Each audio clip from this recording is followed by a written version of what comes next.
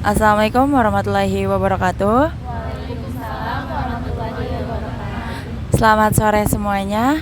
Di sini kita akan melakukan wawancara terhadap salah satu kakak tingkat kita yang ada di UPI Kampus Purwakarta. Kalau boleh tahu nih Teh, siapa Teh namanya? Oke semuanya, halo. Oke, kenalin, nama aku Rahma Nafisa, tapi biasanya aku dipanggil Nafisa. Jadi kalian boleh panggil aku Teh Nafisa ya. Halo Teh Nafisa. Kalau boleh tahu lagi nih ya Teh, Teteh itu dari mana? Oke, aku angkatan 2021 dari Prodi PGSD. Kalau kalian kepo mungkin kelasnya kelas 5C PGSD. Aku sendiri sekarang lagi ada jadi salah satu anggota di BEM UPI Purwakarta, tepatnya di Departemen Kominfo. Aku bagian konten kreator gitu. Di sini kita akan mengulik lebih jauh lagi nih tentang bagaimana sih Teh Nafisa ini memanage waktu antara belajar dan organisasinya. Aku izin jawab ya teman-teman. Boleh mau aku pegang aja? Iya. Oke. Nah kalau aku sendiri ya, mungkin untuk memanage tugas gitu sama organisasi mungkin kurang lebihnya gitu ya. Kalau aku pribadi tuh dijadwal dulu teman-teman, kira-kira yang urgent deket-deket ini tuh yang mana. Karena mau nggak mau kita sebagai mahasiswa otomatis dosen nggak mau tahu ya kesibukan kita tuh apa. Sebenarnya yang penting tugas ada, dikumpulin hari apa harus dikumpulin saat itu juga kan. Jadi kita nggak boleh lalai juga. Jangan sampai walaupun kita aktif di organisasi itu jangan sampai juga tugas-tugas kita tuh terbengkalai. Karena mau nggak mau yang utama di perkuliahan itu apa kira-kira?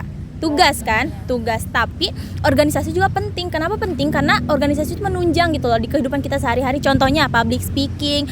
Kenapa public speaking penting? Karena kalau misalnya kalian presentasi, kalian nggak mau kan kayak gitu ya, gagup-gagup gitu. Nah itu tuh di organisasi itu tuh terbentuk. Nah cara memanagenya itu balik lagi tadi kalian list dulu. Kira-kira dalam seminggu ini ada tugas apa aja sih? Perkuliahan ada tugas apa aja? Yang deadline-nya terdekat silahkan dikerjakan, yang terpenting silahkan dikerjakan. Lalu sisanya baru kalian masukin nih tugas-tugas kalian yang lain. Mungkin seperti itu.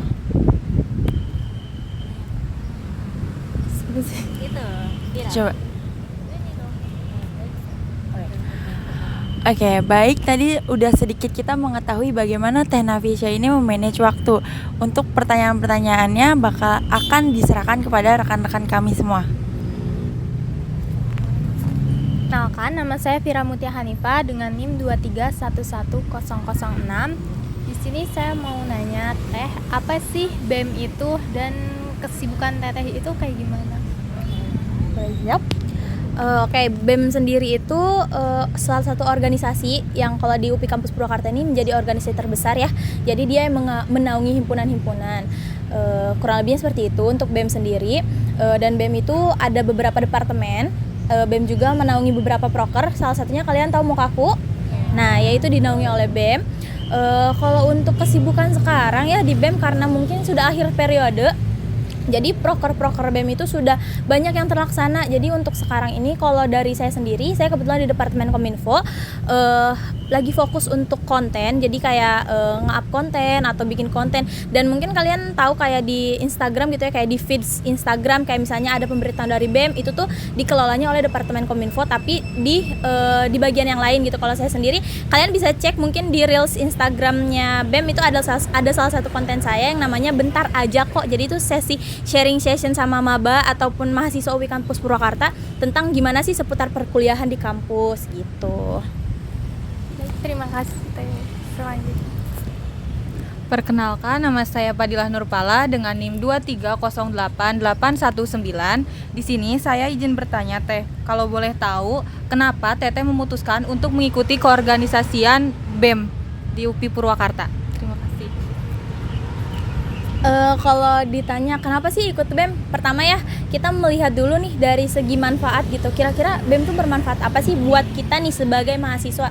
Yang pertama melatih public speaking itu udah sering banget lah ya diomongin gitu ya. Melatih public speaking, menambah relasi.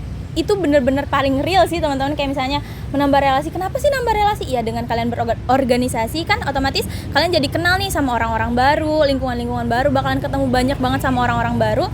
Apalagi kalau ikut di kepanitiaannya gitu ya, otomatis kayak nambah lagi teman baru. Dan juga apa ya, jadi kita tuh nggak jadi mahasiswa yang kupu-kupu aja gitu, kuliah pulang. Menurut aku memanfaatkan gitu sebanyak-banyaknya wadah yang udah disediakan oleh kampus gitu ya, dengan cara ikut di BEM.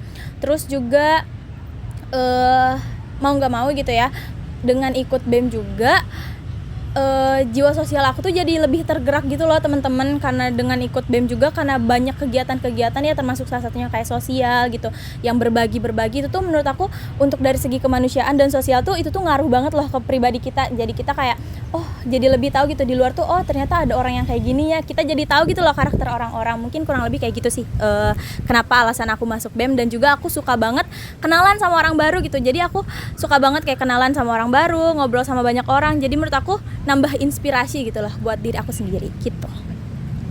Terima kasih Teh.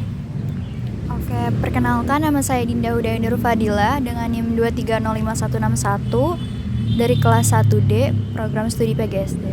Sebelumnya izin bertanya Teh, menurut Teteh gimana sih caranya menangani rasa lelah ketika sedang padatnya di perkuliahan dan di BEM, di organisasi? Oke, cara nanganinnya ya capek di organisasi dan di kuliah. Kalau menurut aku sih kalian harus punya waktu me time ya. Kayak misalnya lagi suntuk banget perkuliahan ya, kalian narik diri aja. Jangan sampai kuliah dan BEM itu jadi membebani diri kalian sendiri. Memang di setiap kegiatan tuh pasti ada beban lah ya buat diri sendiri. Cuman kalian tuh jangan lupa juga kalian tuh butuhnya apa. Jangan kalian semuanya kalian limpahkan gitu ya, tenaga kalian untuk kuliah, untuk BEM gitu, atau untuk organisasi yang lain. Menurut aku harus balance aja gitu ya, buat diri sendiri, buat orang lain, buat kuliah, buat semuanya itu. Emang sih kita kuliah tuh buat nyari apa sih? Nyari ilmu, terus buat menuntut gitu ya ke masa depan yang lebih baik gitu. Cuman tetap aja jangan sampai karena rasa suntuk itu, rasa lelah itu kalian jadi overthinking, jadi capek sendiri, capek hati, capek batin gitu ya. Nanti terjadi hal-hal yang tidak diinginkan kan banyak banget ya. Nah, itu tuh kalian harus bisa manage emosi kalian juga kayak gitu, kurang lebih. Oke, baik Teh, terima kasih. Oke, perkenalkan nama saya Tri Rahmawati dengan NIM 2306979. Saya dari kelas 1C. Siapa sih Teh yang menjadi alasan atau motivasi Teteh misalkan pada saat lelah karena kegiatan kampus yang padat? Terima kasih. Kalian setuju gak sih kalau kalian termotivasi untuk kuliah, termotivasi untuk sukses itu yang memotivasi kalian tuh orang tua? Setuju kan? Nah, kurang lebih aku juga mungkin paling utama tuh orang tua ya, karena kita nggak mau dong ngecewain orang tua kita. Yang kedua, diri sendiri, kita nggak mau dong ya kayak diri kita sendiri, kita udah ngeliat nih orang lain udah jauh maju ke depan, sedangkan kita masih stuck jalan di tempat. Itu kan nggak mau ya, otomatis itu memotivasi diri kita. Jadi untuk kalau ditanya siapa sih yang motivasi diri kita sendiri, ya pertama orang tua, kedua diri sendiri. Ya, baik Teh, terima kasih. Oke, aku nih ya nanya. Perkenalkan Teh, nama aku Esther Mariata Simanjuntak. Aku dari kelas 1A dengan NIM 2307263. Nah, sebelumnya kan Teh, untuk dalam melakukan hal apapun tentunya pasti ada kendala. Nah, yang ingin aku tanyakan, sejauh ini apa sih Teh kendala yang Teteh alami saat membagi waktu antara perkuliahan dengan organisasi, begitu Teh? Oke, kendalanya itu ya, balik lagi kendala utama kalau kita berorganisasi sama kuliah itu mungkin kurang lebih seperti tadi ya, manajemen waktu. Kadang tugas lagi banyak-banyaknya, tapi ada kerjaan di organisasi juga yang menunggu gitu. Nah, itu tuh jadi kendala utama. Mungkin gak cuma aku ya, semua anak organisasi tuh kayak gitu. Dan itu menurut aku jadi pressure banget sih buat diri sendiri, karena challenging juga gimana cara kita biar bisa memprioritaskan apa yang harus dikerjain duluan gitu. Nah, seperti yang tadi yang pertanyaan di awal juga ya mungkin udah terjawab gitu. Jadi untuk masalah-masalah di perkuliahan dan di organisasi, ya itu yang pertama pasti kendalanya ya manajemen waktu sih gitu. Ya, terima kasih ya Teh. Perkenalkan, nama saya Pemi Roima dengan NIM 2311040 dari kelas 1C. Kapan sih Teh waktu yang tepat untuk Teteh produktif belajar? Oke, kalau produktif belajar, pasti yang pertama kalau aku ditanya kayak gitu, yang pertama di kelas. manfaatin waktu di kelas itu buat kalian fokus untuk belajar, jangan di kelas malah tidur, malah main HP gitu ya. Mungkin aku ngasih kalian saran kayak gini juga aku belum tentu nerapin, tapi menurut aku di kelas itu kalian manfaatin sebanyak-banyaknya waktu di kelas. Lalu yang kedua mungkin kalau aku biasanya nerapinnya itu sebelum tidur. Kadang aku masih baca-baca materi, ataupun kalau misalnya ada catatan nih disuruh kayak nulis ini ya, nyatet ini ya, jadi aku nyatet gitu loh, sambil nyatet sambil mahamin materi gitu. Menurut aku gitu ya caranya. Cuman balik lagi nih, kan gaya belajar orang beda-beda, ada yang caranya dicatat, ada yang sekali dengar udah bisa nangkep gitu ya. Cuman materi itu gak sekali bisa langsung kita pahamin kan, otomatis harus berulang-berulang. Nah saran aku sih waktu-waktu yang produktif itu kalian harus tahu dulu nih kira-kira mood aku bagusnya di jam berapa. Nah biar kalian juga semangat gitu loh buat belajarnya, mungkin kayak gitu. Oke, makasih Teteh. Perkenalkan, nama aku Alpita Nopianti dengan NIM 2309482 dari kelas 1A. Di mana sih tempat Teteh untuk mengistirahatkan pikiran di saat padat dengan kegiatan, karena pasti ada rasa suntuk juga.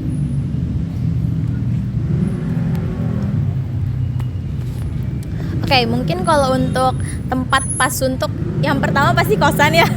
Kita semua ngekos kan, ada yang gak ngekos? Ada. Oke, kalau misalnya ngekos pasti kayak yang pertama pasti kasur kosan ya, karena kayak kadang udah kayak aduh udah pegel banget nih seharian, otomatis kayak aduh kangen kasur gitu. Pertama kasur kosan, yang kedua pulang sih ke rumah pasti ya, kayak ketemu sama orang tua gitu, makan masakan orang tua kan kayak aduh ngobatin banget lah ya untuk anak-anak rantau gitu. Mungkin kurang lebih kayak gitu sih kalau aku.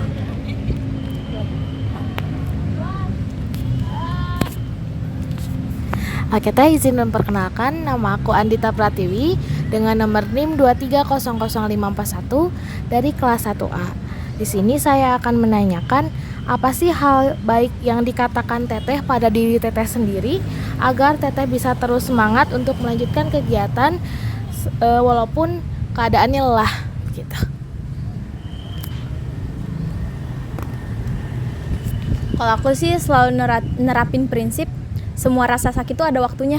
Semua rasa sakit, semua capek itu pasti ada waktunya gitu. Mau sampai kapan sih? Nggak mungkin dong kita kayak capek terus, sakit terus. Menurut aku semua hal-hal buruk yang datang ke aku tuh ada tenggat waktunya, dan menurut aku setelah apa yang aku laluin, kalaupun aku udah bersusah payah pasti itu bakalan kebales gitu. Dan itu aku tanemin di diri aku sedalam itu gitu, karena kalau misalnya kita dari dalam diri kita sendiri juga udah nggak punya prinsip gitu ya, makanya kita harus punya prinsip ya teman-teman. Kalau misalnya kita nggak punya prinsip ataupun nggak punya motivasi di diri kita sendiri, cari gitu, kita cari kira-kira apa sih yang bisa ngebangun semangat kita lagi gitu. Oke Teh, terima kasih. Oke Teh, izin memperkenalkan diri, saya Nabila Zahra Tunisa dari kelas 1B PGSD dengan nomor NIM 2304880. Izin bertanya Teh, saya mau tahu nih kalau misalnya ada deadline tugas dari dosen yang mendadak, nah biasanya cara apa sih yang Teteh lakuin buat menangani hal tersebut? Langsung dikerjain. Ya dong, kayak misalnya tiba-tiba nih dikasihnya, kadang kan dosen kayak misalnya ngirim jam 2, kumpulin ya jam 3, ya udah langsung kerjain aja saat itu. Kalau misalnya juga misalnya nih deadline-nya kita nggak tahu kapan, tapi dosen ngasih tugas gitu, ya kalau aku biasanya dicicil dulu gitu loh, biar kalau misalnya dadakan tiba-tiba disuruh kumpulin gitu udah ada separuh jalan gitu loh, jadi kitanya juga nggak mulai banget dari nol, kayak gitu sih kalau aku. Oke Teh, baik, terima kasih. Assalamualaikum warahmatullahi wabarakatuh. Perkenalkan, nama saya Raffi Zaidan dengan nomor NIM 2308777.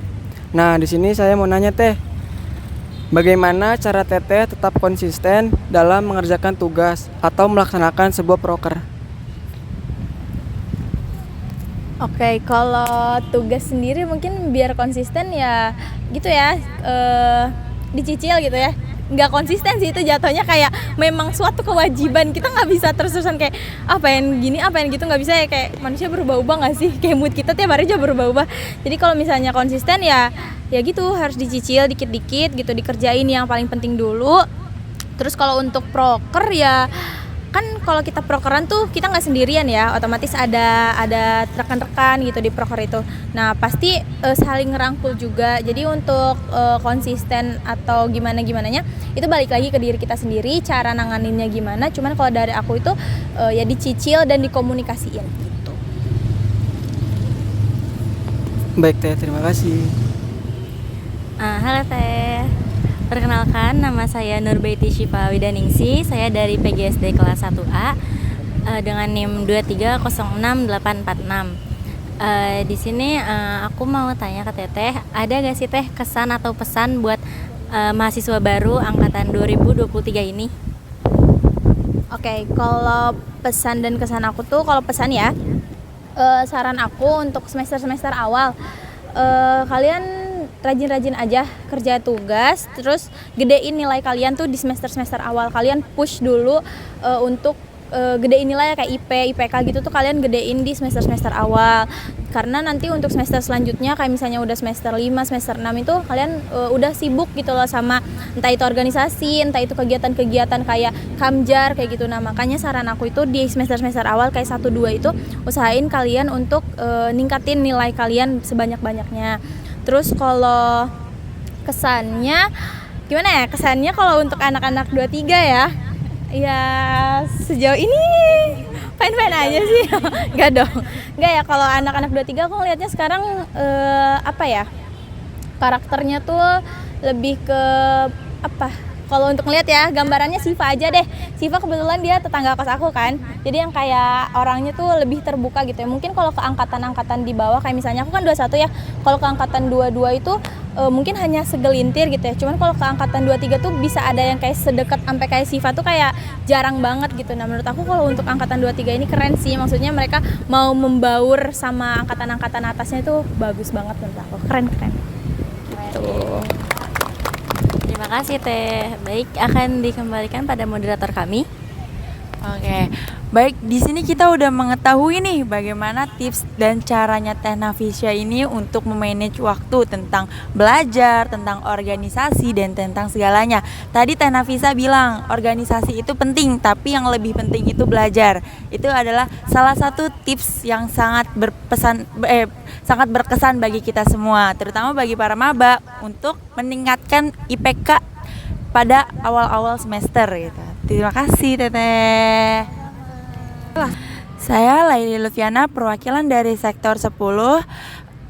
Kehidupan tanpa kekasih. Cukup sekian dan terima kasih. Assalamualaikum warahmatullahi wabarakatuh. Waalaikumsalam warahmatullahi wabarakatuh.